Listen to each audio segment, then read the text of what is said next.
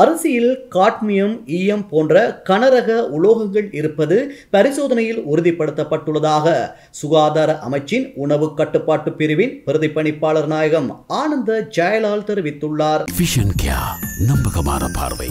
இப்ப யாரும் வர்ற வரைக்கும் காத்திருக்க தேவையில்லை.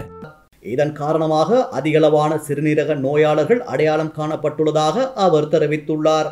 உணவு தொடர்பில் சமூகத்தில் நிலவும் தவறான கருத்துக்கள் தொடர்பில் சுகாதார மேம்பாட்டு பணியகத்தில் இடம்பெற்ற ஊடக சந்திப்பில் கருத்து தெரிவித்த அவர், நாளாந்தம் 200 கிராம் அரிசியை உணவாக 3 வேளை உட்கொள்வது பாதிப்பை ஏற்படுத்தும். நீரிழிவு, உயர் இரத்த அழுத்தம், உடல் பருமன் மற்றும் பிற நோய்களை ஏற்படுத்தும். உணவு சில நோய்களை குணப்படுத்தும் என சமூக வலைதளங்களில் வரும் விளம்பரங்களை கண்டு ஏமாற வேண்டாம். ஒரு குறிப்பிட்ட நோயை உணவின் மூலம் கட்டுப்படுத்த முடியும் என்று கூறினால் முறையான அறிவியல் ஆய்வு நடத்தி நாட்டின் முக்கிய உணவு அதிகாரியான சுகாதார சேவைகள் பணிப்பாளர் நாயகத்திடம் அனுமதி பெற வேண்டும்.